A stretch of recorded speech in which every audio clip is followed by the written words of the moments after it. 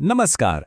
ક્યારે એવું વિચાર્યું છે કે આપણી આસપાસની સાવ સામાન્ય દેખાતી વસ્તુઓ, જેમ કે ખિસ્સામાં પડેલો એક નાનકડો સિક્કો, એ પોતાનામાં કેટલી મોટી મોટી વાર્તાઓ સંઘરીને બેઠો હોય છે? આજે આપણે બસ એ જ કરવાના છીએ.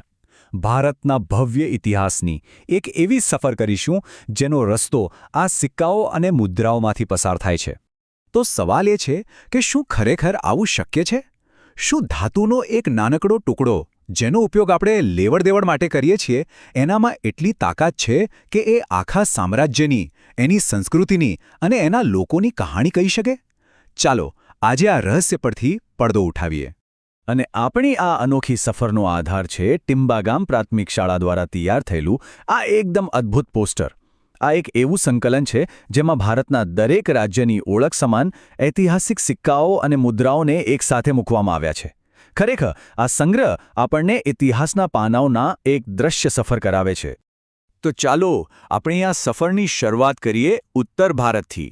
એક એવો પ્રદેશ જેના સિક્કાઓ પર શક્તિશાળી રાજાઓ અને દૈવી પ્રતીકોની છાપ જોવા મળે છે, જે એ સમયની સત્તા અને શ્રદ્ધાની સાક્ષી પૂરે છે. અહીં જુઓ, આ છે પંજાબનો સિક્કો. એના પર એક માનવ ચહેરો સ્પષ્ટપણે દેખાય છે. ખબર છે, આ ગ્રીકો ઇન્ડિયન શૈલીની અસર છે. જ્યારે બહારથી શાસકો આવ્યા ત્યારે એમની સંસ્કૃતિની છાપ પણ અહીં રહી ગઈ. અને આ સિક્કા એ વાતનો પુરાવો છે કે શાસકનું કેટલું મહત્વ હતું. હવે વાત કરીએ ઉત્તર પ્રદેશની. અહીંયા કહાણી થોડી અલગ છે. અહીં સિક્કા પર દિવ્ય આકૃતિઓ એટલે કે દેવી દેવતાઓના ચિત્રો જોવા મળે છે. આ સીધું જ આપણા પ્રાચીન મહાકાવ્યો જેમ કે રામાયણ અને મહાભારત સાથેનું જોડાણ દર્શાવે છે. જાણે પૌરાણિક કથાઓને રાજ્યની ઓળખ બનાવી દીધી હોય. અને આ છે રાજસ્થાનની મુદ્રા. અહીં તો પ્રતીકોનો ખજાનો છે, ખાસ કરીને શસ્ત્રોનું ચિત્રણ. આ જોતાં જ રાજસ્થાનના શૂરવીર યોદ્ધાઓ અને એમના ગૌરવશાળી લડાયક વારસાની યાદ આવી જાય છે. સારું, તો ઉત્તરથી હવે આપણે વળાંક લઈએ પશ્ચિમ અને દક્ષિણ ભારત તરફ. અહીંના સિક્કાઓ પર આપણને પ્રકૃતિની અને ખાસ કરીને જાજરમાન પ્રાણીઓની ગાથા જોવા મળશે, જે શક્તિ અને પરાક્રમના પ્રતીક હતા. ગુજરાતના આ સિક્કા પર ફરી એકવાર આપણને શાસકનો ચહેરો જોવા મળે છે.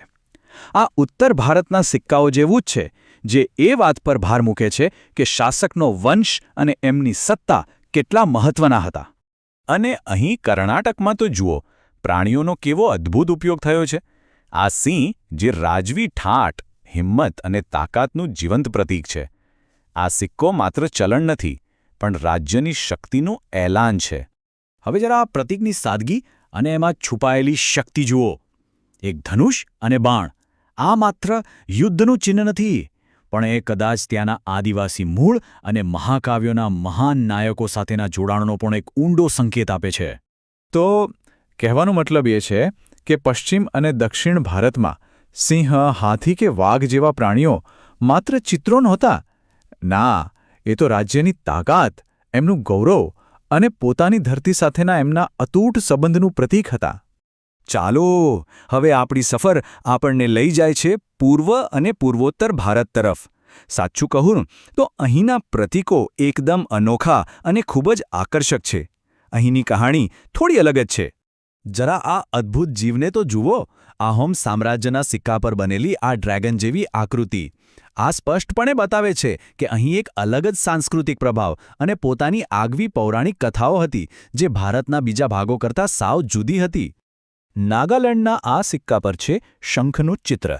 આપણે સૌ જાણીએ છીએ કે ભારતીય સંસ્કૃતિમાં શંખ કેટલો પવિત્ર ગણાય છે. એ શુદ્ધતા, તેજ અને એક દૈવી આહ્વાનનો પ્રતીક છે. અને અહીં મણિપુરમાં આપણને જોવા મળે છે એક સાદી ઘંટડી. ઘંટડી એટલે મંદિર અને પૂજાપાઠ. આ નાનકડું પ્રતીક બતાવે છે કે ત્યાંના લોકોના જીવનમાં ધર્મ અને આધ્યાત્મિકતા કેટલા ઊંડાણપૂર્વક વણાયેલા હતા. તો આખા ભારતમાં આટલી લાંબી સફર કર્યા પછી આપણે શું સમજ્યા? આટલા બધા અલગ અલગ રાજ્યો, અલગ અલગ પ્રતીકો, આ બધા જુદા જુદા ટુકડાઓ ભેગા મળીને આખરે કયું ચિત્ર બનાવે છે?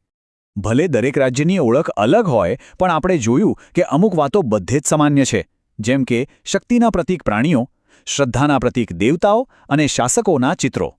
આ એવા સામાન્ય તંતુઓ છે જે આ બધા અલગ અલગ ઇતિહાસને એક મોટા, સૈયારા ભારતીય વારસામાં જોડી દે છે.